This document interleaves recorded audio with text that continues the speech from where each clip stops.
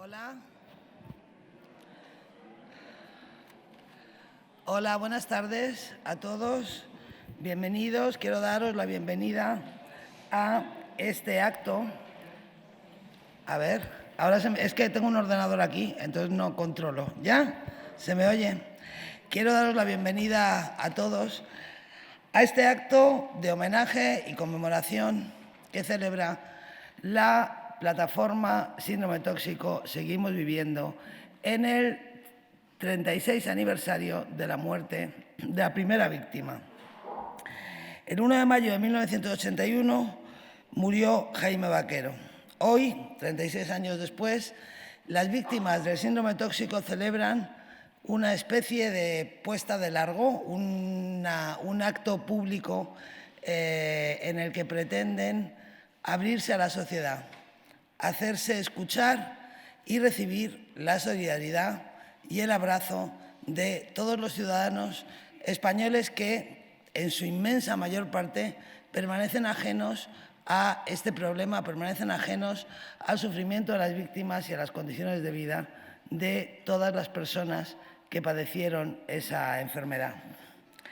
Eso es lo que pretendemos que ocurra aquí hoy, que se rompa el silencio de muchos enfermos que no se han atrevido a comentar su enfermedad en público, que han tenido que ocultarla para poder desarrollarse profesionalmente, para poder llevar una vida normal. Vamos a entrar en contacto con realidades que hasta ahora eran desconocidas. Vamos a recordar cosas que hemos olvidado. Lo que se pretende es que la sociedad dé un paso adelante en la actualización y en el reconocimiento de las necesidades que tienen las víctimas del síndrome del aceite tóxico. Un proceso que comienza a dar sus frutos gracias a la implicación de muchas personas, muchos supervivientes, hombres y sobre todo mujeres luchadoras, que están empeñadas en que la calidad de vida de sus compañeros mejore y en garantizar un futuro mejor para todos.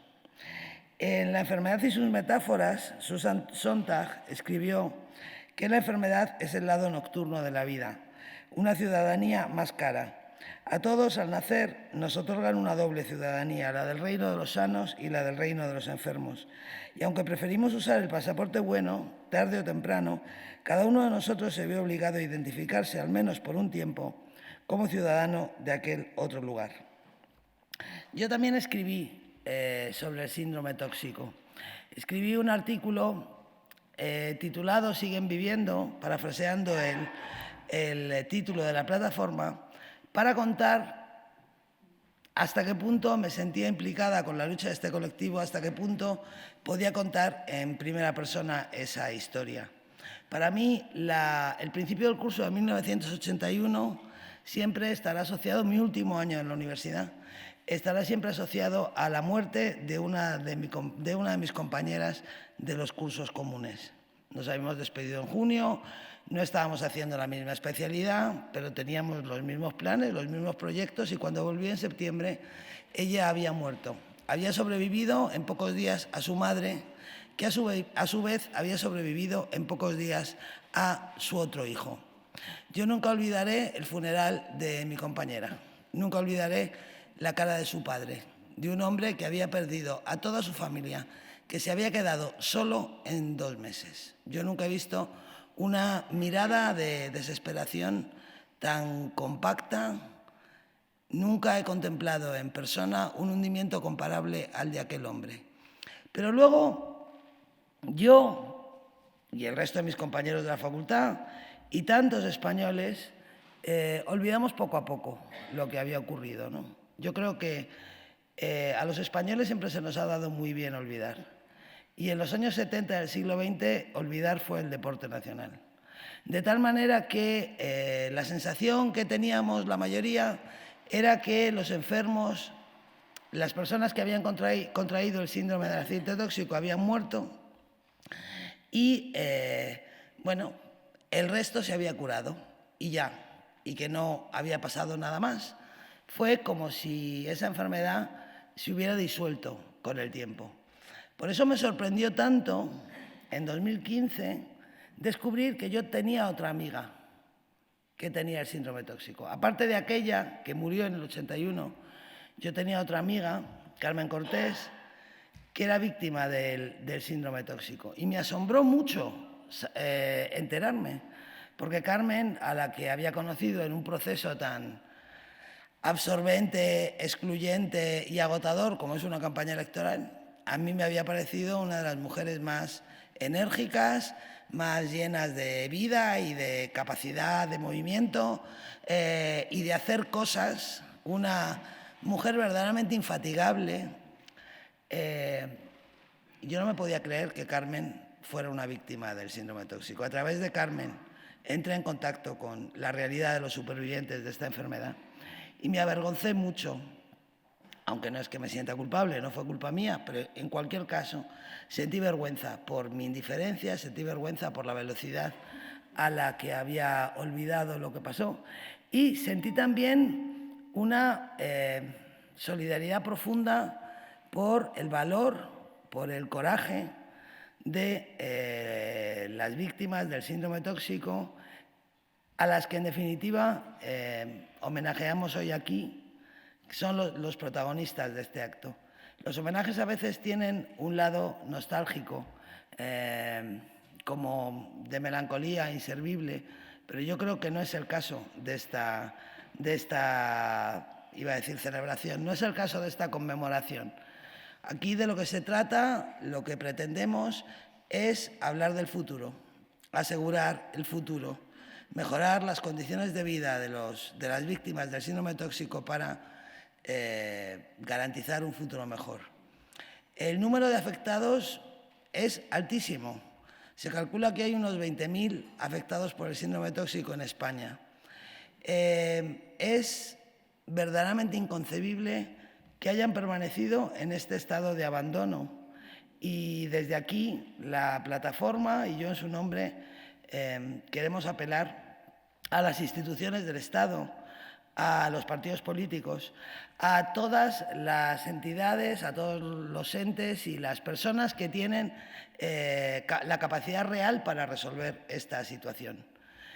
Han pasado muchos años desde que un ministro de Sanidad impresentable le echó la culpa a un bichito, pero mientras no se haga nada, mientras 20.000 víctimas del síndrome tóxico sigan estando abandonados por la Administración, la realidad es igual de vergonzosa o más todavía que aquella conferencia de prensa. De eso queremos hablar aquí hoy, de eso van a hablar las personas que me van a acompañar aquí en este estrado.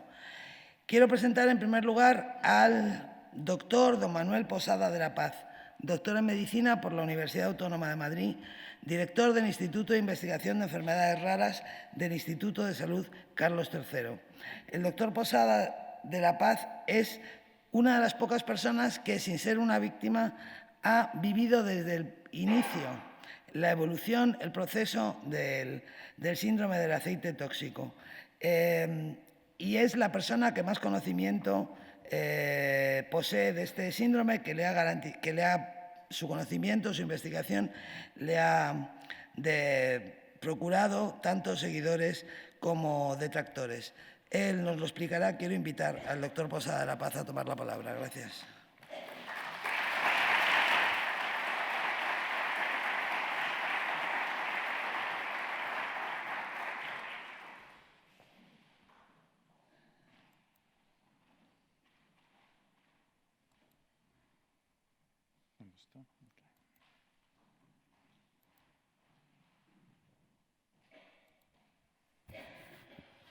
Bueno, buenas tardes. De todo, dar las gracias a Almudena por la introducción. La verdad es que me siento muy honrado de que la plataforma Síndrome Tóxico Seguimos Viviendo me haya invitado a este acto. No se han prodigado durante estos últimos años actos como este en conmemoración y también en recuerdo, y también trayendo ese recuerdo a la situación actual y a las necesidades de un colectivo tan amplio como el del síndrome del aceite tóxico. Bueno, quizá mi charla va a dar una serie de flashes. Tenía que hablar con la historia, y una de las historias es ver que todos éramos más jóvenes en un momento dado cuando tuvimos que hacer cosas tan espectaculares como médicos entrando en una fábrica de Alcorcón para ver qué es lo que había pasado, una fábrica que estaba cerrada por los jueces y que luego tuvimos que estar horas y horas durante un interminable juicio, tanto en la fase de la Casa de Campo como posteriormente, para poder esclarecer y poder explicar a los jueces y a todo el mundo, contra la opinión de todo el mundo, qué es lo que estaba pasando. Todos recordamos, por lo menos los que ya tenemos una edad, el desconcierto de la opinión pública y sobre todo también de las autoridades ante una cosa que era novedosa y que era completamente desconcertante para los médicos los primeros y después pues, todo lo que acarreaba el que los médicos no pudieran dar una explicación y si los médicos no podían dar una explicación, por los responsables de las administraciones estaban tan perdidos como los propios profesionales. Yo en aquella época estaba terminando mi especialidad en un hospital de Madrid y estaba con mascarilla y explorando a personas como vosotros, seguramente alguno estuvo bajo mis manos en aquellos momentos, y todos nos dábamos cuenta del desconcierto que teníamos y de los problemas que vivíamos. Y tuvimos que trabajar mucho durante ese tiempo, y tuvimos que trabajar no solamente en aspectos de distribución de la enfermedad, sino, como decía antes, entrando en una fábrica y subiéndonos por aquí, por la escalera, no sé si se ve el cursor, subiéndonos por la escalera en bidones de 20 y tantos kilos de aceite para poder saber qué es lo que estaba pasando, cómo hacían las mezclas, con máquinas donde se mezclaban aceites de diferentes contenedores, de diferentes composiciones y circuitos de aceite de diferentes sistemas fraudulentos, donde en unos casos había marcadores, compuestos químicos que marcaban toxicidad y en otros sitios pues, era un aceite fraudulento, pero no era tóxico en el sentido claro. Explicar todo eso costó mucho trabajo, costó mucho esfuerzo y por suerte pudimos terminar haciéndolo. Con lesiones, esas son lesiones, fotos tanto de la parte nerviosa como del sistema vascular, dando una pincelada. Esta foto, sin la cara tapada, la tengo en mi despacho. Me la regalaron un colectivo de pacientes del síndrome del aceite tóxico y corresponde a una niña de 14 años que murió por una hipertensión pulmonar durante la fase que llamábamos intermedia. Y la tengo en mi despacho precisamente porque creo que no se me debe olvidar que al síndrome tóxico le debemos todos mucho. Y yo en particular le debo mucho porque nada más acabar mi especialidad tuve que enfrentarme a una serie de problemas que me han enseñado mucho en mi carrera profesional y en mi vida profesional desde ese momento. También recorriendo un poco de historia, me gustaría dar unas pinceladas de cómo ha sido el sistema asistencial, cómo ha evolucionado ese sistema asistencial del síndrome del aceite tóxico.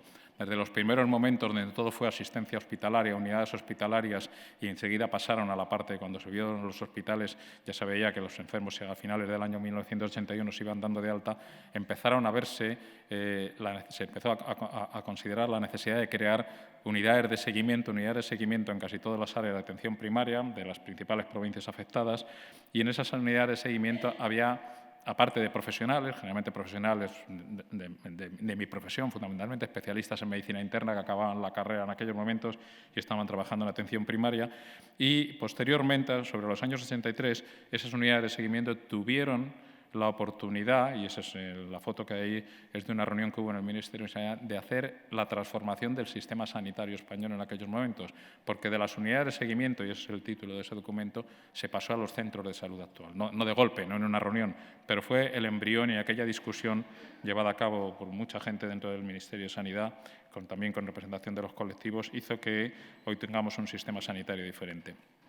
Toda esa evolución hizo que al final las unidades de seguimiento se fueran cerrando, se quedaron 2 hospitales, el Hospital Ramón y Cajal el 12 de octubre y con posterioridad se fue quedando básicamente el Hospital 12 de octubre. Entre medias tuvimos la oportunidad de tener unos jefes dentro de lo que era entonces ya el Instituto de Salud Carlos III, que tenía conocimiento, porque había vivido, era un médico que había, el doctor José Ramón Ricó, que había sido un neuropatólogo del Hospital 12 de octubre y también fue gerente del Hospital 12 de octubre. Y durante su época de mandato en el Instituto de Salud Carlos III se atrevió a inducir la creación de lo que se llamó entonces el Centro de Investigación del Síndrome del Aceite Tóxico, que me tocó dirigirlo, y ahí fue ahí donde tuvimos la oportunidad de crear un sistema asistencial dentro de lo que era el Hospital Carlos III, que era un hospital satélite de nuestra unidad, y hacer una unidad ad hoc, salvando la época de los ordenadores, donde todo lo anterior se había recolectado en papel, no había ordenadores, los ordenadores eran muy lentos, no tenían capacidad de hacer nada, y empezábamos ya a tener una información y a poder tener información mucho más ajetreada. Sin embargo, a partir del 2007 esa unidad se cerró y cuando se quedó solamente el 12 de octubre y el Instituto de Investigación de Enfermedades Raras, que fue la transformación de este centro del CSIC, se quedó durante muchos años, unos haciendo unas labores de seguimiento global de la cohorte, aquí están mis compañeras, Manuela, Paloma y Marian, que están en contacto con todos vosotros, o por carta o por correo, todos los años, dándoos la lata, preguntándoos, interesando por vuestro estado de salud, independientemente de que no podemos llegar a todo. Creo que es una labor importante que hay que reconocerla, especialmente a ellas, el trabajo que hacen. En el 12 de octubre, la doctora Nogales seguía defendiendo una unidad pequeña, sin una capacidad realmente de integrarse con nosotros, y así hasta que ahora, recientemente, la Comunidad de Madrid, en un grupo de trabajo que tiene, a través de la Dirección General de Humanización y Atención al Ciudadano, y otras subdirecciones generales que colaboran, ha creado la unidad funcional del Hospital 12 de Octubre, a la que me imagino que luego se referirán, y también un protocolo de atención primaria. Quiere decir que hemos ido dando saltos en la evolución, pero yo creo que es importante reconocer esa historia, tanto en la parte defectuosa de esa historia como en la parte que pueda tener de mirar al futuro, como antes nos recomendaba Almudena. Bueno, simplemente este es el organigrama del Instituto de Investigación de Enfermedades Raras y quiero señalar que aquí hay una unidad que se dedica al síndrome del aceite tóxico. O sea que por nuestra parte nuestro compromiso sigue trabajando. Y también sigue dentro del marco de lo que son las enfermedades raras. No solamente es una enfermedad rara, es una enfermedad única. No se ha dado más que en España esta enfermedad. Tiene semejanzas con muchas otras enfermedades raras, pero no se ha dado más que esta enfermedad solo se ha dado en España, porque tuvimos la desgracia de vivir una situación que solo se daba en España. Pero el registro de enfermedades raras, un registro ahora mismo de pleno derecho, está también el registro de todas las personas afectadas por el síndrome del aceite tóxico y seguirán estando ahí porque creemos que es importante. Como también la colección de muestras biológicas durante muchos años que hemos podido recolectar de muchos de los pacientes, de más de 3.000 pacientes, para poder ofertar a través de redes europeas a que la gente investigue. Otra cosa es la desgracia que a veces tienen todas estas enfermedades únicas y de poca frecuencia, que hay pocos investigadores que se interesen por ellas. Pero capacidad tenemos información, tenemos muestras y tenemos datos. En el tema de los datos, yo no puedo contar cuál es la situación de la vida diaria, pero sí puedo contar cosas que son importantes. La enfermedad tiene un contexto de afectación de los vasos, fundamentalmente, y los vasos los tenemos en todo el cuerpo, por lo tanto, al estar afectado todo el cuerpo, se afectan todos los órganos, unos mayor que otros, pero se afectan todos. Tenemos ahora mismo contabilizados 5.500 muertos, 5.563 a finales de 2015. Los datos se actualizan básicamente cada 3 años porque hay fallecidos que los encontramos pasado a lo mejor un año o dos y por eso no los podemos actualizar al año. Y también porque desde el Instituto Nacional de Estadística las causas de muerte van ahora mismo por el año 2015, que nos los van a servir en los del año 2014 y 2015 del Instituto Nacional de Estadística, porque siempre van con retraso con respecto a lo que es la situación real. Pero eso es un problema que no se puede evitar porque hay 400.000 personas que fallecen el año. Las mujeres, por desgracia, siempre estuvieron más afectadas que los hombres y eso, aquí veo mayoría de mujeres, lo habrán vivido, no solamente en sus familias, sino en su propio cuerpo, en sus propios padecimientos, y con la mortalidad pasó lo mismo. Durante muchos años, más allá de lo que pasaba en la primera fase de la intoxicación, había una mortalidad excesiva y luego la mortalidad fue bajando, pero en un momento dado hacía picos, como pasa este pico de aquí o este pico de aquí, donde eran mayoritariamente las mujeres las que tenían esa mayor influencia, probablemente aquellas que no habían fallecido durante la primera fase, pero fallecían de las consecuencias a los siguientes años, estamos hablando de años 86, 87 y con posterioridad. Es una situación que está descrita en muchas enfermedades de este tipo, pero que esté descrita no significa que no podamos realmente justificar el porqué y básicamente parece que existían algunos factores de riesgo en las mujeres que probablemente no existían en los hombres, entre otras cosas la cantidad y la ingesta que se había producido de aceite, dado que mayoritariamente tanto las que sois jóvenes ahora todavía erais niñas en aquel momento como las que son más adultas estaban más mayoritariamente en la cocina y siempre sabemos que lo que es la ama de casa siempre está más expuesta a ciertos productos de alimentación y de otro tipo que las mujeres que están trabajando fuera de casa o que los hombres.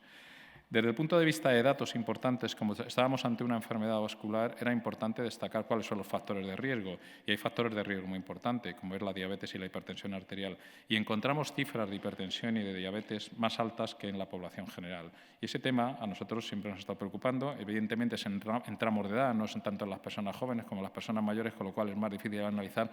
Pero ya teníamos algún trabajo publicado en este sentido y alguna tesis doctoral trabajando en este sentido. Y luego tenemos también un problema en esta primera gráfica de aquí, que tiene que ver con esta curva y estas dos curvas. Aunque aquí parece que es un 20% y puede bajar hasta un 10%, estamos hablando de personas que manifiestan tener un estado de salud malo o muy malo. Por desgracia, el problema de este estado de salud, que parece una pregunta tonta, es que se correlaciona con la mortalidad precoz. O sea, las personas que tienen un estado de salud malo o muy malo tienen una mortalidad más acelerada que el resto. Con lo cual, cuando estamos hablando de un 10% o de, si es muy malo, de un 3 o un 4%, estamos hablando de miles de casos todavía. No estamos hablando de uno ni de dos personas, estamos hablando de miles de casos y son personas que requerirían estar más vigiladas que el resto. Hay personas que se sienten bien y que cuando hablamos con ellas nos dicen que no quieren seguirse vigilando, pero este grupo de personas necesitarían estar vigiladas de una manera más atendida. Y el tema de la reducción de actividad pasa lo mismo. Hay un grupo de gente, es verdad que con la edad, pero también con la patología, que van reduciendo su nivel de actividad. Ahí es más difícil tener datos en la encuesta nacional de sanidad de datos y es más difícil la comparación. Pero la sensación que hay es que no solamente van creciendo el problema de la reducción de la actividad y de la movilidad por el tema de la edad, sino también porque tienen patología asociada. Creo que son hitos importantes, tenemos mucha más información, pero no quiero aburrirles, simplemente dar pinceladas de cómo ha sido este recorrido histórico. Estoy acabando y básicamente quiero dar dos pinceladas. Una es poner de manifiesto, sin querer quitar el protagonismo a Carmen y al colectivo que representa, sobre el manifiesto que hace la plataforma en el año 2017 y las cosas que reivindica, la creación de un organismo que coordine, la designación de un centro de referencia, creo que es importante que exista ese centro de referencia, que se active la investigación, estamos colaborando ya con la Gerencia de Atención Primaria de la Comunidad de Madrid para ver qué tipo de estudios se pueden desarrollar, más allá de los que nosotros hacemos, que se reconozca el grado de discapacidad, que se actualice el sistema de incapacidades. Estas reivindicaciones son típicas de todas las enfermedades de poca frecuencia, enfermedades raras, y el síndrome del ácido tóxico no deja de ser una enfermedad rara en este sistema. Hay ahora mismo trabajos de evaluación de la discapacidad a nivel del Inserso, y la última reunión que tuvimos en la sede de la Dirección General de la Comunidad de Madrid estaban representantes del Inserso que nos ilustraron de cómo se está trabajando en este tema. También un tema de que se tenga en cuenta de cara a la reducción de la edad de jubilación, temas referentes a los planes de estudio de los médicos fundamentalmente y todo el sistema sanitario. Informar, y es verdad que nosotros tenemos que reconocer que informamos a veces poco de lo que hacemos, y establecer unas jornadas científicas que serían las segundas que se van a hacer próximamente en este mismo mes, organizadas por la Comunidad Autónoma de Madrid. Creemos que todas estas reivindicaciones están actualizables, son actuales, no porque las haya dicho la plataforma, sino porque las compartimos de pleno derecho, y yo creo que hay que seguir trabajando en este sentido. Y hay que seguir trabajando desde dos frentes, no tanto no olvidar por no olvidar, sino no olvidar porque hay una responsabilidad social, política y humana desde el punto de vista de lo que representamos los ciudadanos, de que no nos podemos olvidar de lo que ha ocurrido en España en un momento dado y de que todavía hay muchos españoles y españolas que están todavía viviendo un problema. Y hacer lo que teóricamente ahora mismo se está indicando por parte de todos los colectivos, que es hacer una medicina centrada en el paciente, no hacer una medicina centrada en colectivos, sino viendo las necesidades del paciente. Básicamente no quería hacer más que esto, una serie de pinceladas históricas y traer un poco a colación cuál fue la situación pasada, pero también cuál es la situación de futuro. Muchas gracias.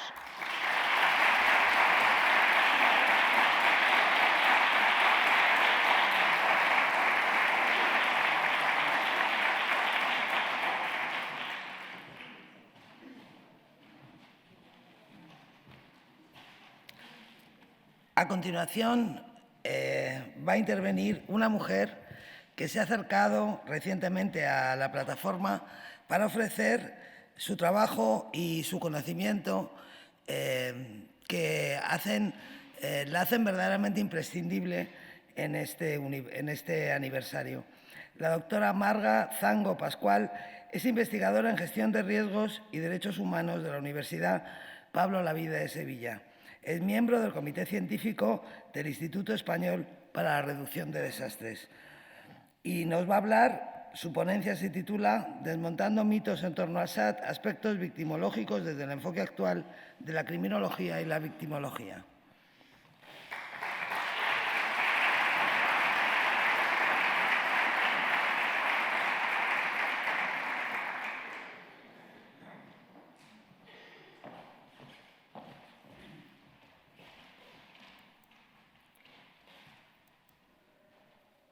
Buenos días a todos y a todas.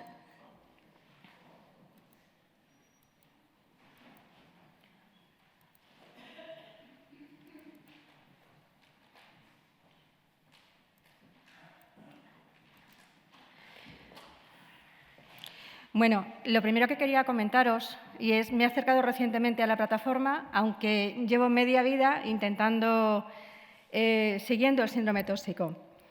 No sabía si comentarlo al principio o comentarlo al final, pero bueno, tal vez sea el momento.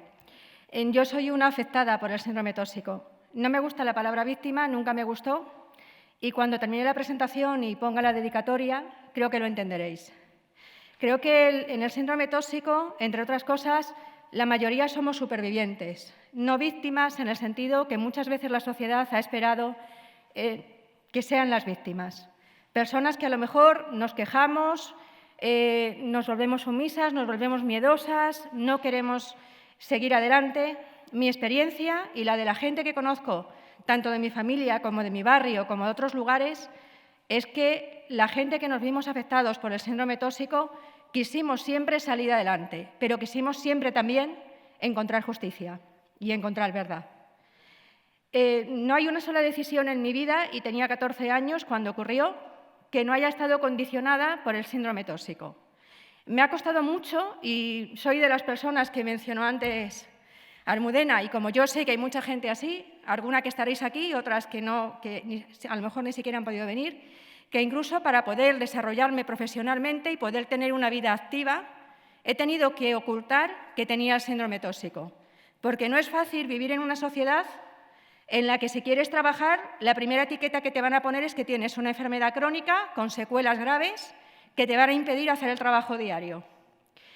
A mí nunca me lo ha impedido, pero a costa de mi salud, de muchas horas y de mucho esfuerzo, como sé que le ha pasado a muchísima gente de los que estáis aquí. Plantearme hacer esta presentación sobre aspectos victimológicos desde el enfoque actual de la criminología y de victimología. ¿Y por qué desmontando mitos? Pues por una razón muy sencilla, porque creo que todos nosotros estamos tal vez un poco altos de ciertas cuestiones que tenemos que vivir y tenemos que escuchar en ocasiones. Yo voy a hablar de algunos de esos mitos. Me gustaría que hubiera tiempo de preguntas para que pudiéramos hablar después sobre ello, pero si no, os dejo mi correo electrónico, la plataforma tiene, y me voy a poner en contacto con ellos. Ellos tienen toda la información de mi investigación, o sea que está a disposición de todo el mundo. También la tiene el Carlos III. Para realizar la investigación que os voy a contar, que ahora mismo está ampliada, me puse en contacto con el Carlos III y con el doctor Abeitua. Y mi tesis doctoral, que en una parte es sobre el síndrome tóxico, está en el Carlos III también, porque la intención era que lo que se pudiera averiguar sirviera para el colectivo. Porque voy a hablar de algunos aspectos, sobre todo psicológicos, que tal vez no se han hablado nunca, porque creo que todos vivimos un antes y un después. Creo que desde el síndrome tóxico es difícil que cualquier persona que esté aquí y no lo haya pasado pueda pensar en su vida antes y en su vida después sin que hubiera un cambio importante. Bien, ¿y por qué hablar sobre la actualidad? Pues porque una de las primeras cosas que yo me planteé cuando empecé a investigar sobre el síndrome tóxico, y me costó mucho personalmente, os puedo asegurar que me costó muchísimo ser capaz de hacerlo, es si podría pasar hoy. O sea, ¿pensáis que hoy podría repetirse? Desgraciadamente yo llegué a la conclusión de que sí. Esperemos que vosotros lleguéis a una conclusión distinta. Cada uno que responda al final de esta presentación y se responda a sí mismo si esto podría llegar a pasar. De nuevo. Bueno, ¿qué mitos quiero que tratemos? Pues prácticamente los que nos hacen diferentes a otro tipo de colectivos de personas que han sufrido situaciones traumáticas, situaciones catastróficas y que a nosotros hace que la sociedad nos contemple de una manera diferente. Yo he puesto aquí los que me parece que son los esenciales, pero seguramente vosotros tendréis alguno más. Voy a ir intentando uno a uno explicar por qué en el imaginario colectivo español hay una serie de ideas preconcebidas sobre las personas que sufrimos el síndrome del aceite de colza. Uno de ellos es que fue inevitable, las tragedias ocurren. Bueno, ahora veremos si fue inevitable o no lo fue. Otro, que algo que había que hacer con las víctimas y por ello se buscó la forma de indemnizarlas. El Estado fue bastante caritativo, ¿qué más queremos? Bueno, esto, desgraciadamente, Supongo que estáis hartos de escucharlo, pero es que yo lo escuché no solamente de personas corrientes, de personas de mi barrio, de personas de cualquier entorno. Es que lo escuché en el Senado en el año 1998, en unas jornadas para prevenir desastres por inundación, en las que estábamos reunidos multitud de científicos y políticos. Se lo escuché a un jurista de renombrado prestigio. Ahora explicaré por qué esto no tiene sentido. Luego, ¿qué pretenden? Con el tiempo que ha pasado ya estarán bien. ¿Por qué siguen insistiendo? Bueno, cualquiera que tenga síndrome tóxico o conozca a alguien afectado sabe que no estamos bien. Incluso los que aparentemente tenemos un aspecto saludable, como puede ser mi caso, en mi trabajo nadie lo sospecha, si yo no lo digo, no estamos bien. Tenemos que pasar revisiones periódicas porque en cualquier momento podemos desarrollar enfermedades graves, como la hipertensión arterial pulmonar, por ejemplo. Bueno, ocurrió porque las víctimas compraban en mercadillos sin controles. Esto es un tipo de argumento similar al de se ha violado a una mujer porque lleva minifalda. Desgraciadamente, ¿cuántas veces se tiende a culpabilizar a las víctimas? ¿Cuántas veces tendemos a pensar que si algo ocurre es porque alguien se lo ha buscado? En este país somos muy dados a hacer eso. Bien, pues este comentario también se lo he escuchado. Yo en estos momentos trabajo en una universidad, no he trabajado siempre en una universidad, he desarrollado diferentes puestos a lo largo de mi vida, pero trabajo en una universidad donde la genética, la microbiología, todos los temas que tienen que ver con toxicología son puntos muy fuertes. Y como muy bien ha dicho el doctor Posadas, muchos de estos campos han avanzado también a partir del síndrome tóxico y de todo lo que se tuvo que trabajar. Entonces, sin embargo, este comentario de ocurrió porque las víctimas compraban en mercadillos sin controles, se lo he escuchado a catedráticos de microbiología. Me lo han dicho cuando no sabían que yo era una víctima. A lo mejor, si lo hubieran sabido, no me lo habrían hecho. Bien, ahora también desmontaremos este mito. Al fin y al cabo es una enfermedad y hay enfermedades muy graves que todos tenemos. La diferencia de esta enfermedad es que no es una enfermedad con la que nacemos o es una enfermedad genética o es una enfermedad que adquirimos por un tema ambiental. No es una enfermedad, es fruto de una serie de delitos. Y como tales, estamos hablando de situaciones que dieron lugar a que se generase una enfermedad, pero es una enfermedad creada a través de unos delitos. Vamos a hablar de lo que es el Estatuto de la Víctima del delito y cómo hoy estaríamos encuadrados, cómo no lo estuvimos en el año 81 y siguientes. Y luego, ¿por qué insisten en buscar responsabilidades? Fue una desgracia, es mejor olvidar. ¿O tienen la atención médica que necesitan? ¿De qué se quejan?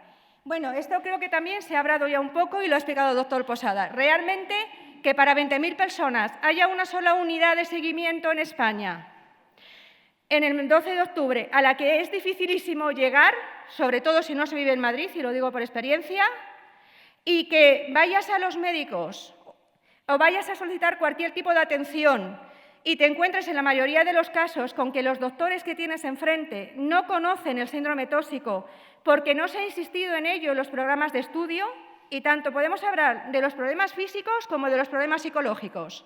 Eso es una situación frecuente y muy común entre todos los que estamos afectados. Sales de tu situación de tu médico de cabecera y ya no sabe nadie cómo tratarte si tú no explicas tus síntomas y tu tratamiento. Por eso esa reivindicación, y es fundamental. ¿De dónde viene eso? Yo voy a intentar, desde la psicología del trauma, dar algunas explicaciones de por qué ese olvido que también ha mencionado Almudena Grandes. ¿Por qué hemos olvidado y por qué queremos seguir olvidando? Como tengo poco tiempo, voy a intentar ir muy rápido, ¿de acuerdo? Pero lo primero que voy a mencionar es, no se ve muy bien, pero bueno, esto lo que intenta simbolizar es que amenazas y riesgos tenemos todos los días. O sea, vivimos en sociedades en las que desde coger un coche, abrir un grifo, poner el gas, todo pueden ser situaciones que nos provoquen un daño, son amenazas, pero la diferencia está en cómo las gestionamos. El rojo significa que puede haber una amenaza y la gestionamos fatal, con lo que tendremos un desastre. De ahí al verde, en la que gestionamos bien esa amenaza y no se produce ningún desastre. Y todas las situaciones intermedias. ¿Qué pasó con el síndrome tóxico? Pues que desgraciadamente se gestionó muy mal, pero no solamente que hubiera una amenaza, sino que se creó una amenaza, se creó un riesgo. Esa es la diferencia y eso es lo que hace que se produjeran indemnizaciones. Lo que tantas veces se nos dice, ¿por qué se tuvo que indemnizar si es una enfermedad? No, se indemnizó porque era un delito. y porque era además un delito en el que fue necesaria e imprescindible la colaboración del Estado español. Sin intención, por supuesto. El Estado español no pretendía envenenar a nadie, pero sin su colaboración hubiera sido imposible que se produjera síndrome tóxico. Para quien no lo recuerde, explicaré muy brevemente. Bueno, la diapositiva anterior era cómo lo veríamos ahora. Ahora mismo existen incluso estrategias internacionales de reducción de desastres a nivel de Naciones Unidas. Dentro de un par de semanas yo me voy a una reunión internacional en México sobre estos temas. Y se trata de otra manera. Sobre todo se tratan los riesgos y las amenazas desde una gestión prospectiva. Lo que llamamos gestión prospectiva significa que nos adelantamos a los problemas para evitar que se produzcan. Con el síndrome tóxico, en el momento en el que ocurrió y con las circunstancias en el que ocurrió, lo único que se pudo hacer fue tener una gestión correctiva. Se produce un problema desbordante que desborda a todos los niveles y lo único que se puede hacer es abordarlo para corregir. Pero se podía haber hecho una gestión prospectiva, tal vez en el momento histórico en el que ocurrió fue muy difícil. La cuestión es si ahora, ante una situación similar, tendríamos una gestión prospectiva. ¿Qué hubiera significado entonces? Bien, hubiera significado básicamente no hacer las acciones que sí hubo entonces. ¿Por qué se creó un riesgo? Bueno, en el año 81 las anilinas, que es un derivado de las anilinas, lo que finalmente nos envenenó, ya era un producto conocido, era un producto utilizado en la industria. Se ha utilizado desde tiempo inmemorial en la industria, por ejemplo, del cultivo de pieles, y es un producto muy tóxico que da lugar a enfermedades profesionales. Sin embargo, el Estado español autorizó que se introdujeran anilinas en aceites de colza que venían de Francia y que se iban a utilizar en la siderurgia del País Vasco. Eran aceites industriales y para evitar que esos aceites llegaran al mercado de boca, se le introducía un marcador. Ese marcador era aceite de ricino, pero en un momento determinado, a petición de parte de los encausados luego en el proceso, se permitió que en vez de aceite de ricino fuera anilina. El aceite de ricino, yo no soy médico, pero seguro que los que aquí están, que son médicos, de haberlo tomado en el aceite, aparte de que olía mal y sabría mal, no hubiera producido esta enfermedad. Sin embargo, la anilina con su toxicidad sí. Bien, ¿qué ocurre además? Que en España se sabía ya y lo recoge la sentencia. Yo voy a hablar solo de sentencias, que era muy común hacer fraudes con el aceite de oliva, comprar aceite muy barato, venderlo más caro. No era que de repente a alguien se le ocurrió hacer un fraude en el año 61, había historia de fraudes. Por tanto, existía la posibilidad de que esa maniobra que se había hecho acabara en el consumo humano, porque a alguien se le podía ocurrir ganar dinero con ello. Y además, ¿qué ocurrió? Pues que se autorizó, pero no se previó ninguna prueba para detectar en el caso de que hubiera desvío del aceite a consumo de boca. Por tanto, se creó todo un contexto en el que se generó un riesgo. ¿Qué pasó después? Se produjo la enfermedad. Ese aceite se empezó a vender, se llevó a depurar a diferentes sitios y en uno de los sitios donde se llevó a depurar se generó procesos que aumentaron además la toxicidad de las anilinas y llegó a lo que todos conocemos. Entonces, la cuestión es, ¿realmente pudo evitarse? Con un tipo de gestión distinta se podía haber evitado.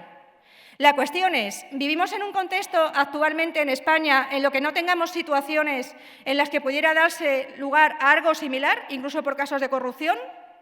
Bien, ha habido bastantes cosas que han cambiado desde entonces, pero bueno, pensémoslo.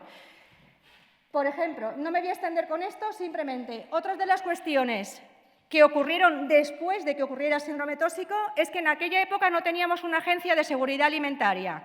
Ha ido cambiando de nombre, pero ahora la tenemos. Este es su nombre actual, AECOSAN. Pero si comparamos en esa tabla, que no me voy a extender, qué circunstancias había en el 81, diferentes a las que hay en el siglo XXI, para que se pudiera dar todo esto, había bastantes. No voy a extenderme porque tengo 15 minutos y creo que hay cosas más interesantes que mencionar. Pero incluso que tengamos una agencia de seguridad alimentaria en España proviene de esta época.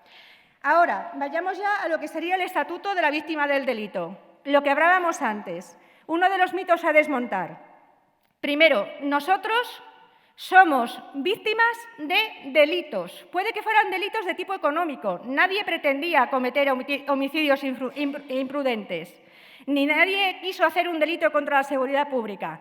Pero son delitos. Actualmente, en 2015, y fruto de una directiva europea, tenemos ya un estatuto de la víctima del delito y reconoce claramente cuestiones que a nosotros se nos han negado sistemáticamente a lo largo de los años. La necesidad indemnizatoria. ¿Cuántas veces no ha habido gente que ha mencionado si las indemnizaciones que se recibieron fueron o no fueron adecuadas o fueron excesivas, etcétera, etcétera?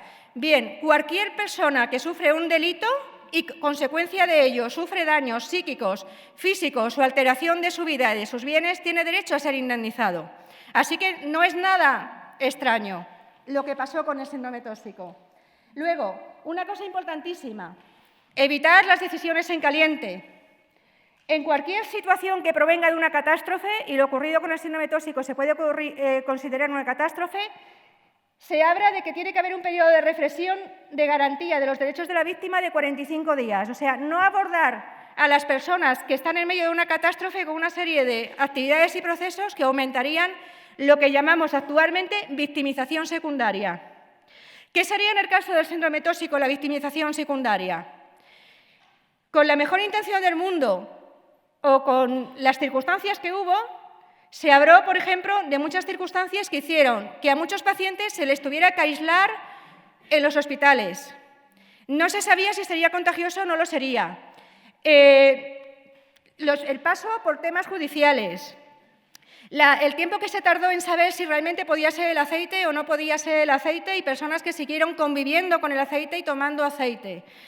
Luego, todo lo que hemos mencionado varias veces de no poder hablar públicamente de lo que nos ocurre, porque no ha habido un reconocimiento en la sociedad de que lo que nos ocurre no es algo primero que fuera porque nosotros íbamos a comprar donde queríamos a mercadillos, sino que fue el Estado el que, en concurso con otra serie de personas, generó un riesgo. La mayoría de nosotros comprábamos no en mercadillos, sino en las tiendas del barrio, en el supermercado. Y si eran mercadillos que tenían controles hasta de la policía local.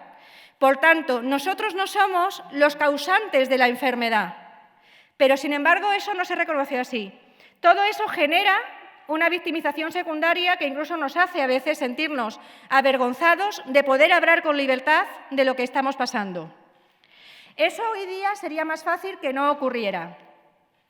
Hilando con esto hay un tema que también es importante. Por ejemplo, ahora ya se ve con más normalidad, incluso ya está reconocido dentro de la Ley actual de Protección Civil, que es del año 2015, que los Estados tienen entre sus deberes proteger a sus ciudadanos en todos los aspectos, incluso en el aspecto de la seguridad. Y la seguridad se entiende en un sentido muy amplio. Que te puedas morir por una intoxicación alimentaria es tan grave como que te peguen un tiro por un robo o que te mate un terrorista. Pero ¿cuál es la diferencia? Actualmente ya se entiende la seguridad de una manera más integral, pero en el año 81 no era lo mismo. Y parecía que te pudieras morir por una intoxicación alimentaria era algo menor. Desgraciadamente todos sabemos que no es algo menor y cuando alguien pierde a una persona, la pierde. Y no es tanto ¿por qué razón? Ahora mismo ya todos estos temas están bastante más avanzados, pero sin embargo nosotros seguimos estando fuera. Es importante actos como este para que empecemos a reivindicar todo esto desde una óptica lógica. Bien, por último, algunas realidades que no siempre han sido conocidas. Esto más o menos ya hemos hablado de ello, pero quiero hacer hincapié en un tema. Se habla casi siempre de los síntomas físicos, pero ¿qué ocurre con los síntomas psicológicos? En España, el tema de la psicología del trauma, o sea, podríamos decir, cuando una situación desborda nuestra capacidad de afrontamiento, decimos que es una situación traumática. Y ahora, después del 11M, estamos acostumbrados incluso a que la expresión o el tipo de trastorno por estrés postraumático, sea algo común. Seguramente todos lo habremos oído alguna vez en nuestra vida. Si analizamos desde el punto de vista psiquiátrico y psicológico cuáles son los síntomas y cuáles son las situaciones que pueden dar lugar a que en una persona o en una población se genere el trastorno de estrés postraumático, resulta que el síndrome tóxico, y no me voy a extender sobre esto, pero está perfectamente analizado, tengo una publicación sobre el tema y está contrastada con psiquiatras de prestigio, y luego me enteré que realmente había algún psiquiatra ya que lo había comprobado en pacientes del SAT, se puede pudo generarse en su momento simplemente por la cohorte de población general. Si la incidencia del estrés postraumático en cualquier población general es del orden de un 10-20%, incluso aunque fuera de un 4%, con el número de afectados que hubo y con las situaciones tan graves que hubo, era muy posible que se generase. ¿Y por qué lo traigo a colación? Por una razón muy sencilla. Porque eso sí es un trastorno que puede no dejar secuelas. El estrés postraumático y algunos otros trastornos psicológicos tratados en el momento y tratados adecuadamente en un periodo de unos 6 meses, en el momento que ocurre el acontecimiento, se cura. Sin embargo, cuando se hace crónico, se hace muy grave. Y explicaría algunos de los trastornos que muchas veces se comentan también, de ansiedad, de tristeza profunda, de no poder levantarse en el día, una serie de cosas que no se han tratado adecuadamente. En el año 81 esto no se conocía en España, se conocía en otros países. Se ha necesitado que pasen muchísimos otros temas en España para que se llegue a conocer, pero llamo la atención sobre ello. Y ya, por último, simplemente mencionar que el tema del olvido.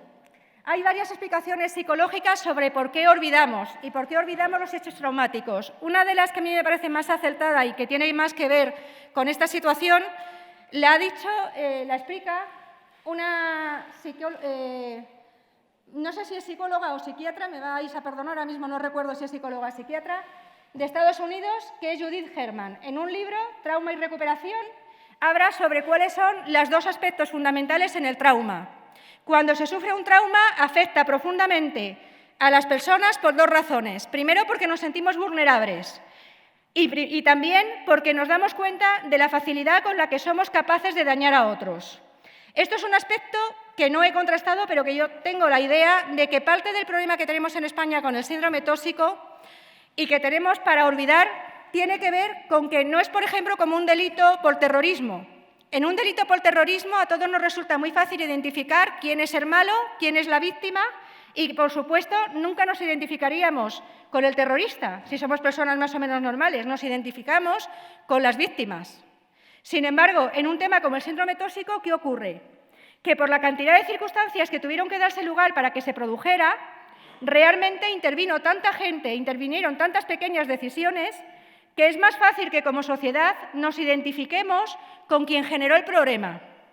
Porque realmente cualquiera de nosotros en nuestros trabajos no podríamos ser parte de una catástrofe si fallan los controles y por la razón que sea nosotros somos partícipes, porque ni las personas que idearon el fraude, ni en la fábrica donde el aceite no eliminó las anilinas, sino que además empeoraron, ni todos los procesos que hubo, ni la gente que lo vendía. Hubo muchas personas normales y corrientes que no tenían intención de matar, que fueron las causantes necesarias de esta tragedia. Creo que eso hace y contribuye a que nosotros, como personas individuales, tengamos menos capacidad de identificarnos con algo de lo que creemos que podríamos ser perfectamente capaces en otro contexto. Y también favorece el olvido. Y con esto ya quería terminar simplemente dedicando, esto era muy breve, voy a la dedicatoria. Esta es una dedicatoria a todas las personas, profesionales, voluntarios y todos los que de alguna manera nos hemos visto involucrados en esta historia. Se suele decir que hay básicamente 3 posturas en psicología de afrontar una situación traumática. Querer olvidarla y no volver a saber nada más, querer convertirse en una persona muy victimizada que difícilmente podrá enfrentarse con facilidad a la vida y que no podrá salir de esa victimización, o convertirse casi en un guerrero por la justicia. Bien, es lo que he intentado reflejar aquí, porque creo que son muchas de las posturas a las que nos enfrentamos cada día y que nos hacen respetar todas las que existen. Cada una es igual de respetable, pero lo que sí está claro es que algo que también admite la victimología moderna es que las personas que hemos vivido situaciones traumáticas, nos llamemos víctimas o nos llamemos supervivientes o el nombre que queramos darnos, no buscamos venganza, buscamos justicia y buscamos que no se vuelva a repetir. Y nos convertimos, por lo general, en personas muy resilientes. Yo quiero desde aquí dar las gracias a todas las personas que estáis aquí, más las que no están, que hemos sido capaces de contribuir a esta sociedad sin odio y con capacidad de seguir adelante a pesar de las situaciones que hayamos vivido. No quería decir más. Muchas gracias.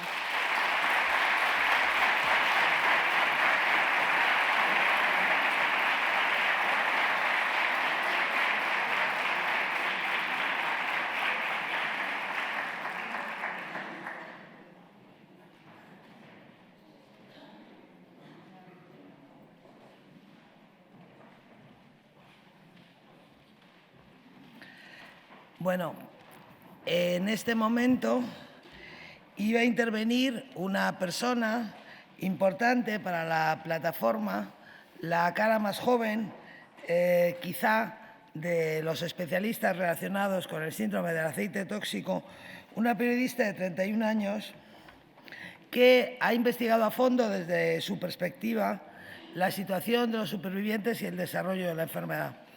Carla Pina García no ha podido estar aquí porque se lo ha impedido un problema familiar grave.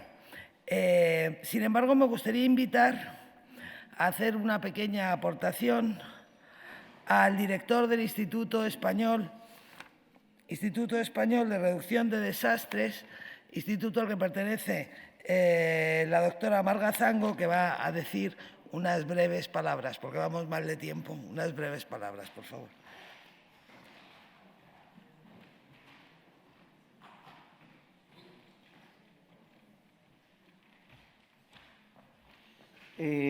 Muy breve. No soy director, soy vicepresidente del Instituto Español para la Reducción de Desastres.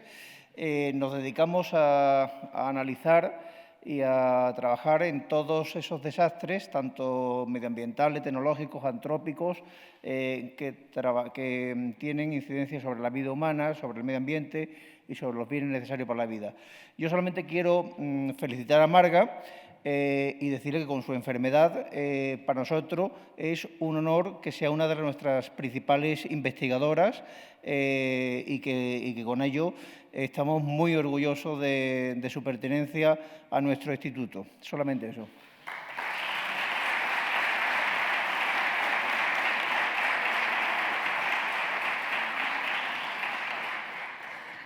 Bueno, y ahora ya les he dicho al principio que mi relación, el motivo de que yo esté aquí eran dos amigas. Ahora les voy a presentar a la que corta el bacalao, a la que ha montado todo esto. Carmen Cortés González, creadora e impulsora de la plataforma Seguimos Viviendo, es esa amiga que yo les conté, que ustedes lo van a ver ahora, que es una de las personas más admirables por su tenacidad, por su capacidad de trabajo y por su condición de inasequible al desaliento. Y nosotras, que nos conocimos en el ámbito de la izquierda madrileña, sabemos mucho de resiliencia también y sabemos mucho de resistencia que he conocido en mi vida.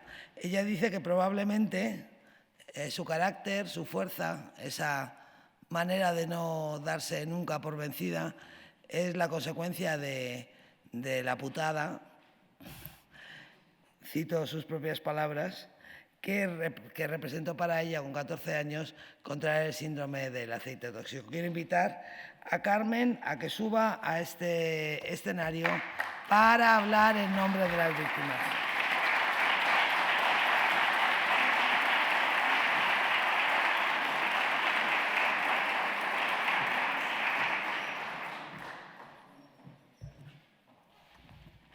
Buenas tardes. Esperar un segundo porque ahora yo tengo que localizar lo que necesitaba poner, que es la historia en imágenes de lo que es esta plataforma, para que veáis cómo parece que no, pero han pasado muchas cosas. Es como cuando abres un libro o un álbum de fotos y de repente, cuando ves que ese álbum se llena y ves muchas fotos, te das cuenta de lo que ha pasado. Bueno, pues ahora sí que voy a empezar mi intervención y, desgraciadamente, tengo que cambiar mi intervención. Tampoco me sorprende. Tengo que cambiarla porque, desgraciadamente, aunque estaba convocada toda la prensa, no hay nadie de la prensa. Aunque estaban convocados y habían asegurado su asistencia políticos, solo, y muchas gracias de todas formas, están los políticos que últimamente, concejales de Valdemoro, han impulsado la última moción de apoyo unánime por el síndrome tóxico. Ahora os daré las gracias. Pero me avergüenza que hoy los diputados que habían asegurado su asistencia no estén. Y no son precisamente de la derecha, por eso me avergüenza más. Deciros que hoy todas estamos peinadas, lavadas, planchadas, pintadas. Estamos en el acto homenaje por el 36 aniversario del primer fallecido, el 1 de mayo de 1981. Jaime, la primera víctima del síndrome del aceite tóxico. Familia, amigos, amigas, señor consejero, representantes de instituciones y colectivos, este acto es un homenaje para todas nuestras víctimas, las que no están, las que seguimos viviendo, para nuestros mayores, nuestras familias que tanto soportaron, que tanto dolor estuvieron soportando y tantos nos cuidaron, los que están, los que se fueron, para los profesionales que con gran esfuerzo en aquellos terribles días dieron lo mejor para paliar nuestro sufrimiento. Para todos ellos, este acto de homenaje. Hasta hoy, el camino ha sido duro y doloroso. Por eso, para este acto, las víctimas teníamos una única obligación: disfrutar de él, con sus emociones, pero con la cara bien pintada, los pelos bien peinados y la ropa bien planchada. Y las pirulas también bien tomadas, porque durante unas horas debíamos de dejar nuestro dolor. Quiero deciros que la celebración de este acto no hubiera sido posible sin la ayuda, colaboración y apoyo, como llevan haciendo desde 2013 incondicionalmente la Asociación 1 de Mayo de Móstoles, especialmente de sus mujeres, porque como ha dicho el doctor Posadas, somos más. Y también por una persona muy especial que lleva luchando desde aquel 1981, su presidenta, Mercedes García Rambla. Digo mujeres porque, como ya ha dicho antes Manuel, el SAT también nos hace más vulnerables a las mujeres. Incidió más en nosotras que en los hombres. Hoy no fue elegido un día porque sí. Hoy es el Día Europeo. Y las víctimas del síndrome del aceite tóxico también somos europeas. Europa ha sido la última institución que nos ha respondido a algunas de las preguntas que todavía quedan sin responder. Una pregunta que ha hecho la europarlamentaria Paloma López y que voy a citar textualmente la respuesta de la Comisión, simplemente 2 líneas. La Comisión no cuenta con ninguna política específica que se ocupe del síndrome del aceite tóxico. Los pacientes con este síndrome podrán beneficiarse de las medidas desarrolladas dentro del marco de la política en materia de enfermedades raras de la Comisión. Manuel, en estos momentos tengo que discrepar contigo, porque aunque el Instituto de Enfermedades Raras fue creado por el síndrome tóxico, poco o nada se ha preocupado del síndrome tóxico. Es más, nosotros no sabíamos que éramos una enfermedad rara. Pues bien, ahí estamos también, gracias al empeño de esta plataforma por interés en el organismo en cuestión. Es un día importante para esta plataforma porque con muy pocas ayudas institucionales y gracias a nuestro trabajo, empeño y persistencia, hemos sido capaces de hacer realidad este homenaje, 36 años después de aquella terrible primavera de 1981, porque jamás nos ha dedicado ninguna institución ningún homenaje. Con esfuerzo, empeño y coraje, así es como hemos hecho este acto, el mismo que tenemos que demostrar cada día que seguimos viviendo. Pero por eso, simplemente por eso, ya nos sentimos orgullosas. Esta capacidad de empeño para conseguir nuestros objetivos desde los inicios de esta plataforma en agosto del 2015 debería hacer pensar y enmendar errores a quienes parecemos resultar molestos, porque son de justicia y necesidad, porque son de justicia para nuestra calidad de vida, porque la asistencia igualitaria debe ser sino una exigencia del colectivo. Y debe ser indistintamente del lugar en el que se resida, porque el padecimiento y el dolor no entiende de competencias administrativas. El señor consejero hoy presente, el único político con más relevancia y de la derecha, hoy nos acompaña.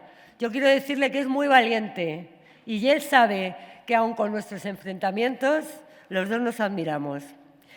Sabe que nuestra exigencia siempre se acompaña de razón, justicia y lealtad. Por eso hemos de felicitarnos en los avances dados en estos escasos años.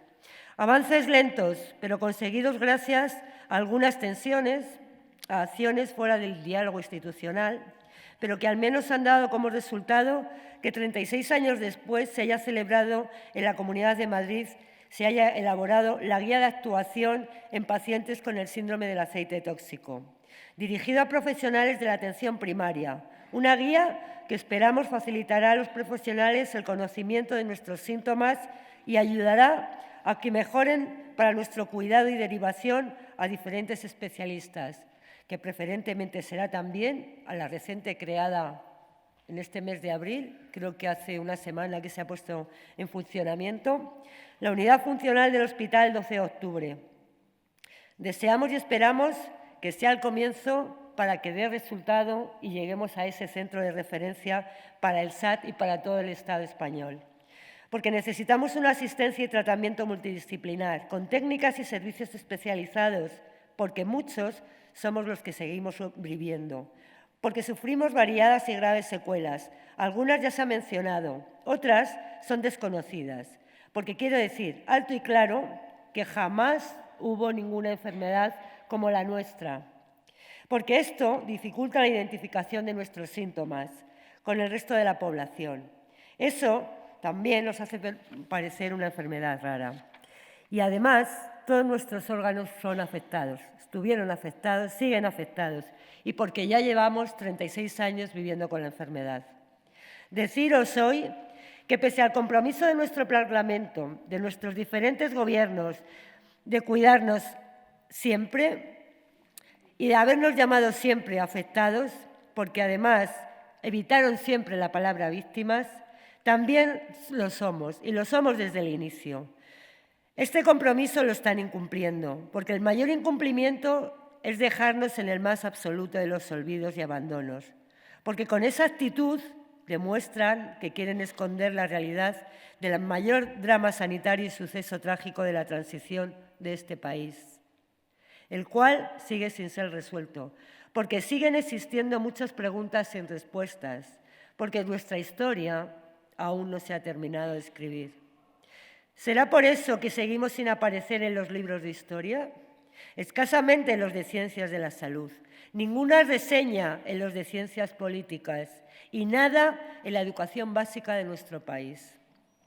¿Cómo se puede creer entonces que este Estado nos está cuidando? ¿Cómo? Si hoy el Ministerio de Sanidad, Servicios Sociales e Igualdad no ha sido capaz de delegar en ninguna autoridad para estar presente en este acto. ¿Cómo? Si en las celebraciones en actos sobre enfermedades raras, crónicas, de víctimas, jamás somos invitados o convocados. ¿Cómo? Esta es nuestra realidad. Una realidad que quieren seguir escondiendo y que ya no van a poder esconder más, pese a las censuras en los medios de comunicación, en los públicos, esos que pagamos todos y todas, esos a los que agradecemos un cariñoso recuerdo, pero de los que lamentamos su falta de la labor de informar sobre la actualidad de las víctimas del SAT. Como antes ha recordado el doctor Posadas, yo no voy a volver a decir que todas las 9 puntos, ya 10 puntos que tiene nuestro manifiesto, pero voy a hacer y os voy a decir el primero para el que no hace falta presupuesto económico, y es el de la reparación moral y el homenaje de dignidad que nos debe este Estado a todas las víctimas, a quienes murieron, a quienes nos cuidaron, a quienes seguimos sufriendo, y también a esos profesionales que con muy pocos medios dieron lo mejor de ellos para que nuestros días, aquellos días en los que era todo en blanco y negro, fueran mejores. Porque décadas después de nuestro envenenamiento son de justicia y de solidaridad social. Porque seguimos viviendo, porque no queremos que nunca más existan víctimas afectadas por un trágico suceso. Porque ¿qué haríais vosotros y vosotras si cada uno de vuestros días, además de padecer el dolor, la limitación y la degeneración diaria de vuestra salud, tuvieseis el olvido, la indiferencia, tener que defender la calidad de vida, la de defender la inocencia día a día. ¿Seguiríais pidiendo tiempo? ¿Paciencia? ¿Vuelva usted mañana, señor consejero? Hoy, en este acto, quiero hacer pública una nueva campaña. Yo no conozco y no sé si ha llegado o ha podido llegar al final la representante de la asociación Tanto Vivir, Tanto Vivimos, que yo quiero seguir viviendo. La campaña Viviendo con padecimiento, muriendo con dignidad y libertad. Desde hoy esta plataforma inicia la campaña de apoyo a la asociación Derecho a Vivir Dignamente. Y vamos a apoyar y vamos a promocionar y vamos a difundir en nuestra plataforma y en nuestro colectivo el testamento vital básico, porque queremos morir, como he dicho, con libertad y con dignidad. Antes de finalizar, quiero hacer una mención muy especial y cariñosa a Carmen García, madre de Jaime, con quien compartí muchos llantos y alguna que otra risa en aquellos 10 meses que pasamos juntas en el Hospital Clínico de San Carlos. Hoy no ha podido acompañarnos por su delicado estado de salud. A la doctora Nogales, a la mujer que más sabe de nuestro dolor y que más hace por paliarlo. Ella, desgraciadamente, tampoco ha podido acompañarnos hoy, igual que a Carla Pina, por problemas familiares. Ellas también están con nosotros hoy. Gracias, Almudena, porque fuiste la primera que nos sacó del olvido con tu genial pluma, porque eres nuestra amiga y te lo agradecemos enormemente que una mujer tan grande como tú hoy esté en un acto tan emocionante como este. Gracias a quienes nos habéis ofrecido vuestro conocimiento, Manuel, Marga, que nos conocemos hace muy poquito, pero que compartimos, como todas las víctimas, ese coraje y algunas guerreras. Y gracias también a la Consejería de Sanidad y especialmente al señor consejero. Yo siempre pongo las cosas en su sitio, las que son buenas, buenas, igual que cuando tocan malas, malas. Y en esta ocasión he de decir que el señor consejero fue el primero que, al saber que teníamos dificultad en el espacio para celebrar el acto, nos ofreció pues, cualquiera de los hospitales para poderlo celebrar. Y lo rechazamos porque bastante tiempo pasamos en los hospitales como para hacer también este acto en un hospital. Y por eso, porque no queríamos más hospitales en un día como hoy, lo tuvimos que rechazar. Este homenaje es también, además, gracias al Ayuntamiento de Madrid, porque nos ha cedido este espacio privilegiado y el auditorio, con esa declaración unánime que hizo el Pleno el mes de enero de la declaración institucional aquí en el Ayuntamiento de Madrid. Gracias a quienes habéis querido acompañarnos, a quienes nos ayudáis en las iniciativas parlamentarias. Desgraciadamente, como no hay ningún parlamentario, nada más que el consejero, pero que no va a presentar ninguna, ya lo sabemos nosotros, y tampoco lo hacen con la rapidez que deberían. Voy a mencionar algo, y fijaros que no me gusta marcar políticamente a nadie, pero eso lo voy a hacer. Y lo voy a hacer porque además hoy se han dado algunos resultados y Ciudadanos parece que va aumentando poco a poco. Pues he de deciros que Ciudadanos, que ha sido alguien de las que va a llevar iniciativas importantes al Parlamento, supuestamente, porque también, eso sí, ya nos dijeron que cuando fuese un buen momento, mediáticamente y casi de marketing. Efectivamente, eso es lo que ellos hacen, marketing, porque después de tanto presentar y de tanto decir, ni siquiera han respondido a nuestra invitación. Y como me duele, y sobre todo me duele por vosotros, lo digo aquí, aunque no haya ningún medio de comunicación, pero ya nos encargaremos de que les llegue.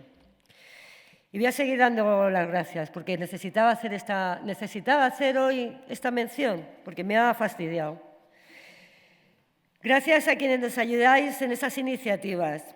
Gracias a los concejales y a las concejalas que con sus mociones alcanzan la inusual unanimidad política, como en Torrejón de Ardoz y la última Valdemoro. Gracias, Cintia, y gracias, Raúl. Gracias a quienes han excusado su presencia por agenda, la señora alcaldesa Manuela Carmena, pero que ha delegado en su asesora Mar Barberá. Muchas gracias. También a concejales y concejalas de Madrid, de Móstoles, de Torrejón de Ardoz, que no han podido acompañarnos. Pero también gracias a quienes, sin haber conocido antes la cara más terrible del SAT, como María Altagracia, trabajáis a nuestro lado para darnos apoyo y también darnos toda vuestra ayuda. Y sobre todo, gracias a quienes nos cuidáis con tanta paciencia día a día, vosotros, nuestra familia. Y esto lo voy a decir muy claro. Y a quienes han evitado estar aquí hoy, con la repetida y vergonzosa y vaga excusa de su agenda, como en varias ocasiones ha hecho ya la reina doña Leticia, que abandera la defensa y el apoyo de las enfermedades raras, desconoce y carece de tiempo para la primera enfermedad rara de este país. También a las ministras y ministros y demás responsables de los diferentes gobiernos, que hemos tenido unos cuantos en estos 36 años, para quienes las víctimas del SAT no somos lo suficientemente significativas ni atractivas. Decirles que su catadura moral y humana habla de ellos por sí sola, con sus actos, desde luego muy deficientes, que su responsabilidad no está bien ejercida y que la defensa que deben a sus ciudadanos más débiles no la realizan de manera igualitaria, con unas víctimas que somos de la mayor tragedia sanitaria de este país. Yo les recomiendo a todas y a todos que por favor reflexionen sobre el rechazo continuo que nos tienen y que van a seguir teniéndonos, porque hasta que muera la última de nuestras víctimas tienen la responsabilidad de cuidarnos, aunque poco, porque nos cuidan poco. Y que esta actitud solo les hace más débiles frente a la sociedad y, desde luego, más cobardes ante las víctimas. Estamos seguras que hoy todo esto va a cambiar, porque hoy estamos siendo capaces, con nuestra voz, con nuestra energía, aunque mermada, pero con la razón de hacernos oír y con el apoyo de quienes habéis querido estar dándonos el calor que siempre demandamos, hoy, ojalá con todo esto empiece de nuevo un camino más fácil y más justo para todas las víctimas del síndrome del aceite tóxico. Muchas gracias a todos y a todas.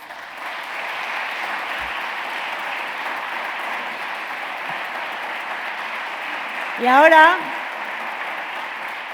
os dejo con alguien que siempre, menos mal, que pone la dulzura que algunas no tenemos y la paciencia y esa tranquilidad en muchos de los momentos de tensión sobre el trabajo que tenemos tan agotado en la plataforma. Nuestra amiga Pilar Sastre Tarducci, nuestra poeta.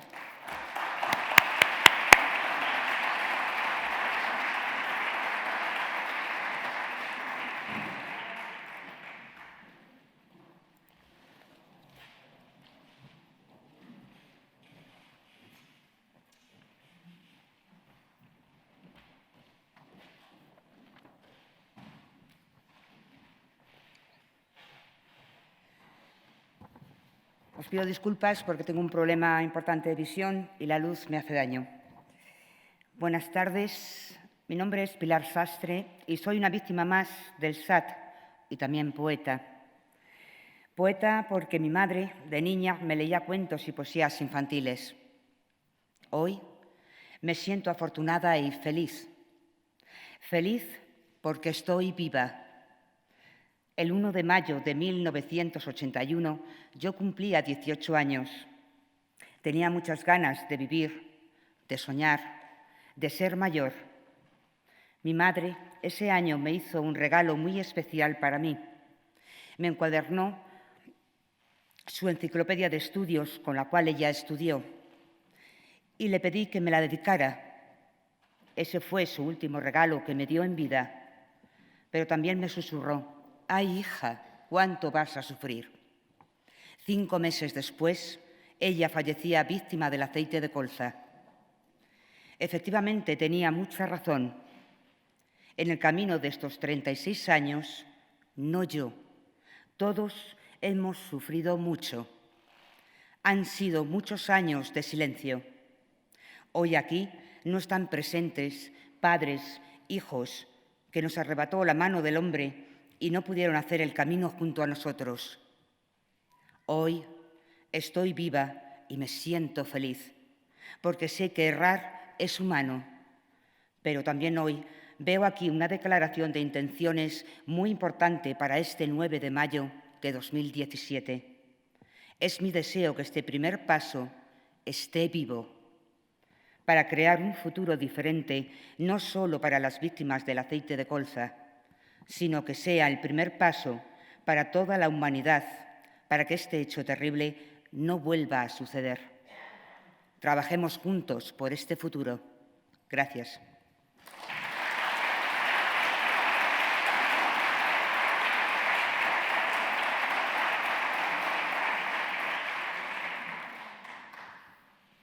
Les voy a leer un poema dedicado a nuestro colectivo. Nosotros somos parte de este universo. Callada en la oscuridad de las palabras muertas y ecos silenciados, la vida corre en mundos paralelos. Sin nombre para vosotros, murieron inocentes en un campo de batalla, tildados de pobres e ignorantes. Tumbas que registraron las familias aisladas y tratadas como apestadas en el giro del ocaso más oscuro y perdido de la mano de Dios. El mundo, hijo del sol y de la luna, despierta en cada partícula de soledad, lleno de interrogantes. En el camino de la muerte, para algunos es más largo porque no existe parada para dejar el equipaje. El vacío negro de la nada en 1981 es la respuesta de vidas especiales que nunca pudieron preguntar por qué ese vacío de existencia en este mundo nombrado como civilizado y coherente. Aún hoy, presentes en un limbo colectivo, su voz, nuestra voz, la quieren silenciar. Y sabed que 36 años después aún seguimos vivas muchas víctimas del horror y desamparo de gobierno del hombre. ¿Qué alma viva sois para darnos tanto frío sobre el dolor de esta muerte?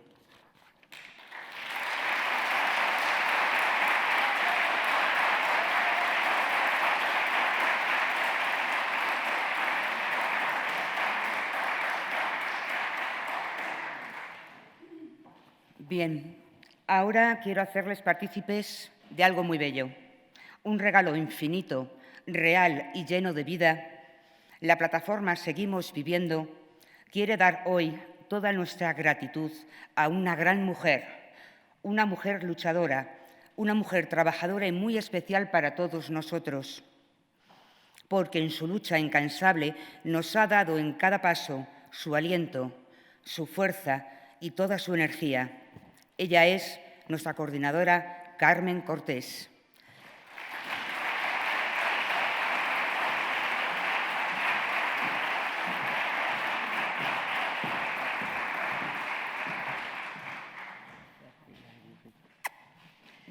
Carmen va a recoger en representación de todas las víctimas del SAT la obra que lleva por título A través de mis ojos, realizado por Elena Luengo, profesora de pintura, y por María Altagracia, presidenta de la plataforma Seguimos Viviendo. Ellas realizan este regalo para todas las víctimas del SAT y nos dedican su obra con este mensaje.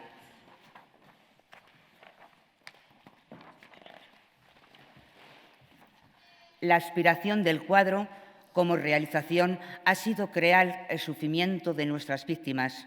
Preguntamos dónde ha tenido oculto este dolor, donde un día a través de la ventana del hospital lo veían todo gris, porque no sabían qué estaba pasando, qué les estaba sucediendo, donde muchos han callado, dolor oculto en un pozo negro de silencio, donde muchos poco a poco han ido al encuentro de la vida. Después de 36 años, están floreciendo con fuerza para luchar por sus derechos, porque les truncaron sus vidas por ellos, por los que se fueron y por los que siguen viviendo. Gracias.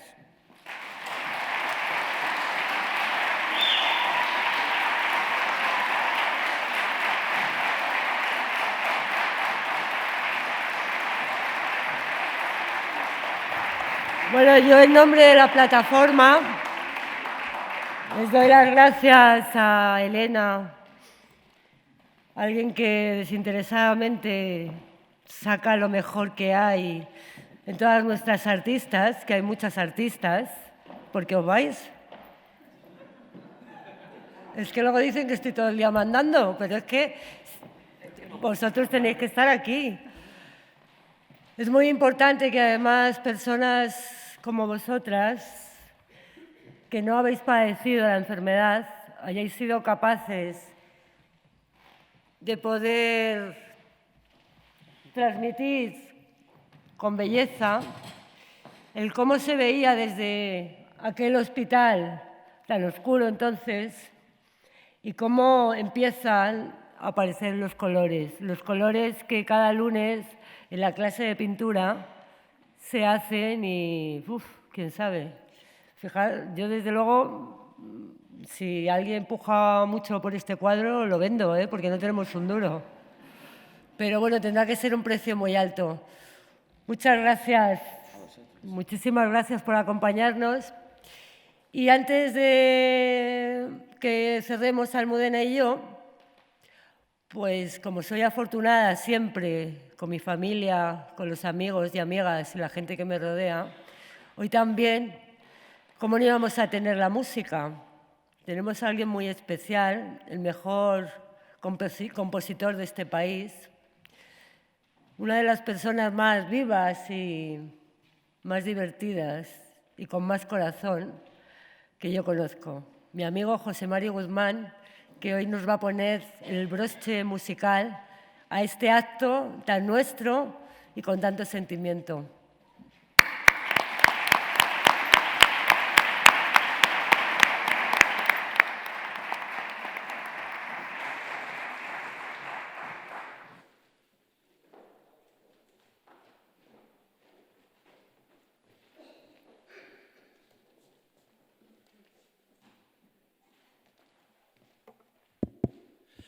Muchas gracias por estar todos aquí.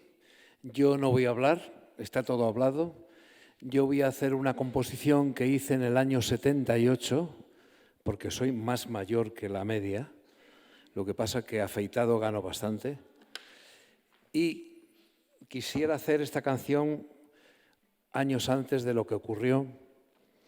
Y basta con ser un poco guerrero para seguir los acontecimientos. La canción se llama El país de la luz. La luz para saber lo que está pasando y lo que pasa en cualquier momento. No estar en el sofá viendo la televisión y esperando que alguien te saque del apuro. El apuro lo sacas tú y se saca estando aquí.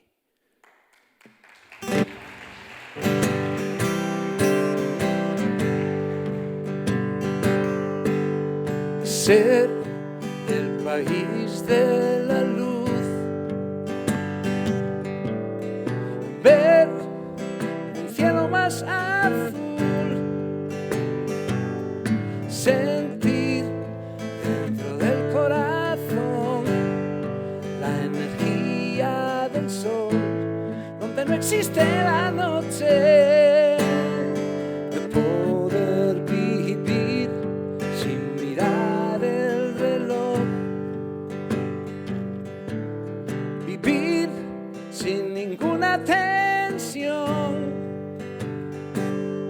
Tener toda la libertad, disfrutar de la paz que nos da el universo. Alguien ha dicho que el hombre ya puede volar, ir de un sitio a otro, a cualquier lugar. Sé que no hay nada imposible que se pueda hacer, solo es cuestión de creer o no creer.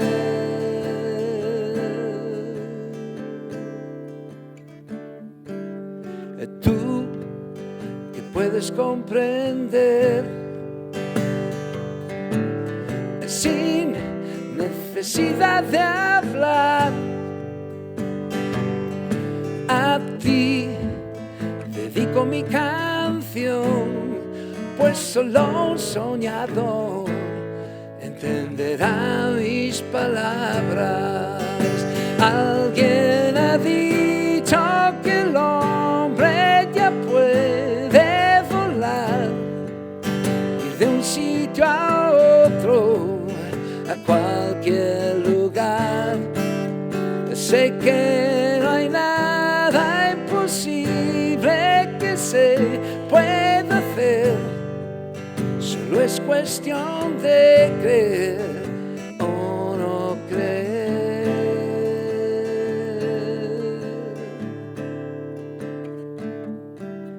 Ser del país de la luz,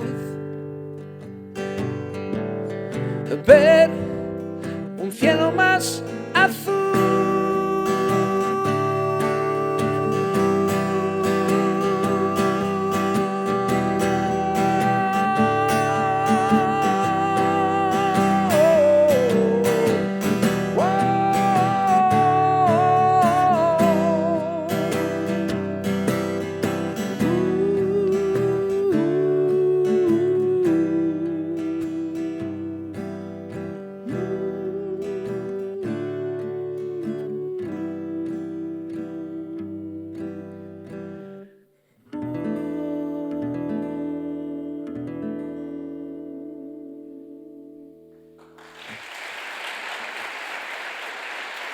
Muchas gracias y adelante.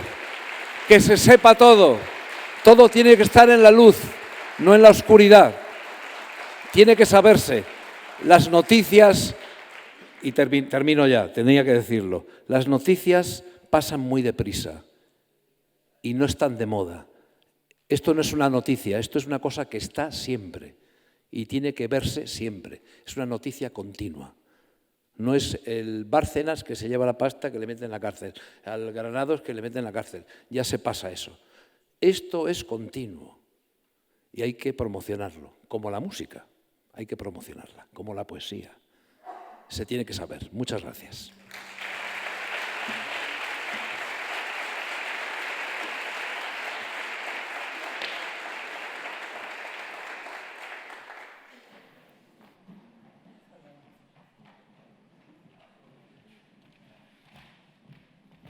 Bueno, pues ya hemos llegado al fin de este día, de este homenaje, y en estos momentos deciros a todos y a todas gracias, gracias, gracias, y que seguro que va a haber un antes y un después a este 9 de mayo. Almudena. Yo quiero añadir una cosa más. Me hace mucha ilusión, me emociona mucho ver esta frase, que es la felicidad es una manera de resistir, que es una frase que yo escribí en una novela que se titula Las tres bodas de Manolita. Es la dedicatoria que escribo casi siempre cuando dedico esa novela, y realmente al ver esta frase aquí, al ver a Carmen, a Marga, al doctor Posada, al escuchar todo lo que he escuchado aquí, tengo la sensación de que es cierto que la literatura sirve para algo. O sea que también quiero daros las gracias por usar esta frase. Y ya para terminar, decir que la felicidad es una manera de resistir es una frase mía, pero que está íntimamente conectada con otra, que no es mía, que era el lema de Juan Negrín, que decía que resistir es vencer. O sea, que hay que ser felices para resistir y resistir para vencer. Muchas gracias. Y ahora quiero que subáis los ponentes, por favor, Marga, Manuel, Pilar, que también subáis las que sabéis que estáis trabajando todos los días, las artistas, que suban las artistas. ¿Quiénes trabajan todos los días en la plataforma? Que hay un libro ahí para escribir. También tenemos un libro en el que queremos que escribáis todas. Vale. También queremos que subáis Raúl y Cintia, los concejales que han traído la última moción al Ayuntamiento no vamos a caber. de Valdemoro. Sí, es muy grande. Ir echando. Y también quiero que suba Mar en representación a nuestra alcaldesa y, cómo no, mi amigo Jesús, que está mirando para allá, que es tan polémico siempre. Sube, Jesús, que aunque no tengas que hablar, porque no te voy a dejar que hables, te vamos a dejar que te pongas en la foto. Sí, porque nos vamos a poner por acá.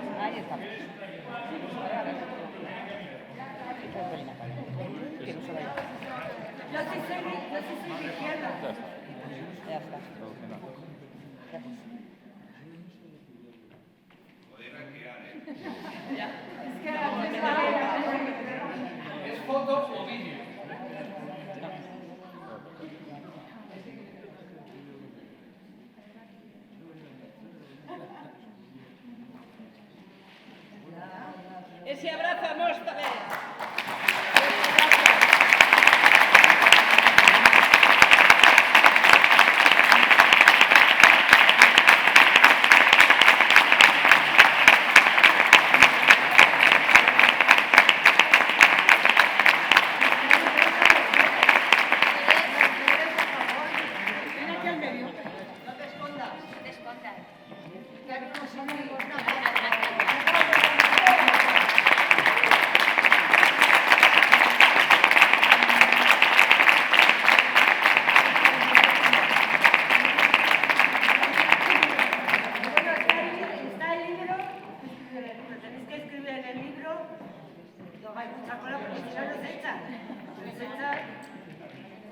Bueno, pues lo dicho, muchas gracias.